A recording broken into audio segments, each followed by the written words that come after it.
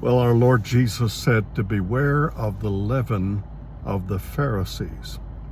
He said this to his disciples as he was training them in the kingdom of God and showing them how the culture of the kingdom was inclusive of women. I say that because he was the great liberator.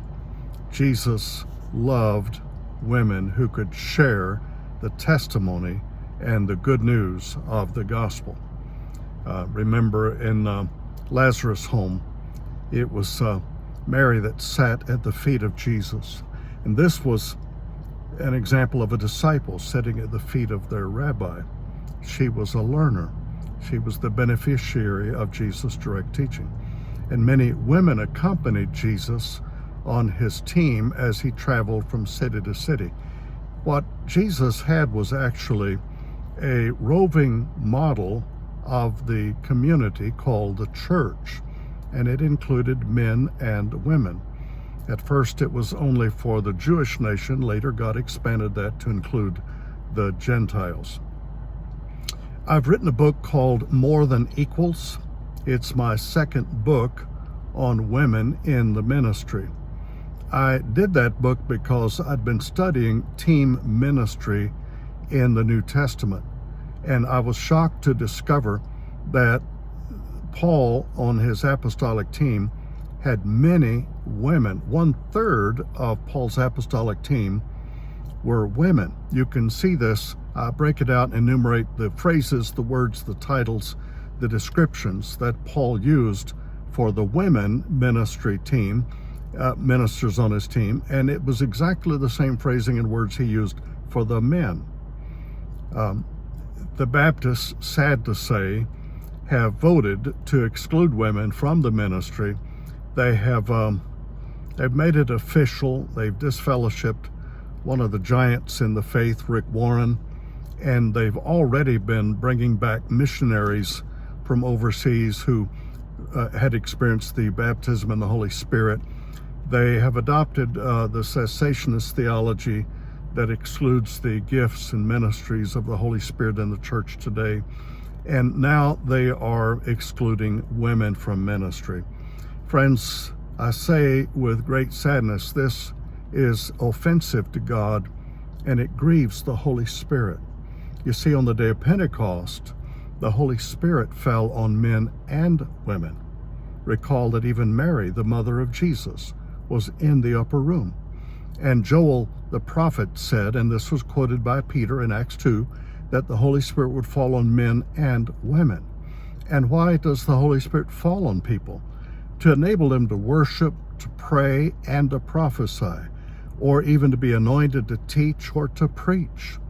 So it's sad that that the Baptists have done this.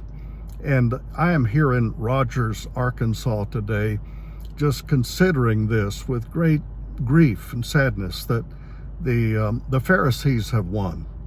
Once again, the yeast of the Pharisees, the religious legalists, have infected the dough of the loaf of bread called the Southern Baptist Church. I've pastored Baptist churches, pastored Assembly of God, pastored non-denominational. I love the whole body of Christ, and I want to see the whole body of Christ equipped with the full counsel of the Word of God and able to receive and operate in all of the gifts and ministries of the Holy Spirit. The whole church belongs to God. You can't be a gatekeeper and keep God out of the church. So if God wants to express his gifts through women, who are you to tell the Heavenly Father what his daughters cannot do? It's sad.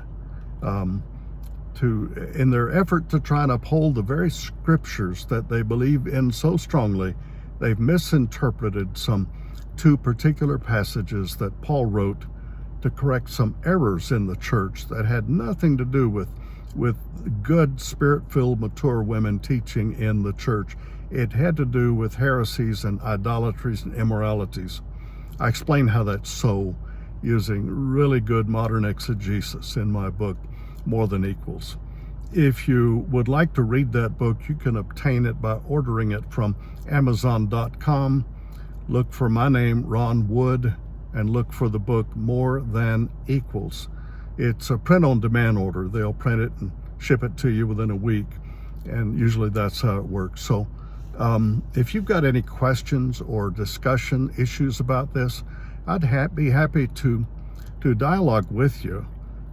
Email me at wood.stone.ron@gmail.com. I'm associate pastor here in Bentonville, Arkansas at Church Alive NWA. I'm the president and founder of Touched by Grace Incorporated, and we're writing training books and materials for local leaders, for emerging leaders, and especially for leaders in Africa. So, women, pay attention. God loves you. You're not second-class citizens. And I'm hoping and praying that the great movements of God that have done so much good, like the Southern Baptist, will repent and see the light. Unfortunately, I don't think that will happen, and I wish them well. But I'm not going to limit God. And if God wants to anoint you and use you, you should not be put in a box. You should be obedient to the Lord. If He's calling you, you've got to obey God. Let me know if I can be of help. I love the whole body of Christ, and I like helping people see the truth and walk in it. Peace be to you. This is Ron Wood. Until next time, saying so long.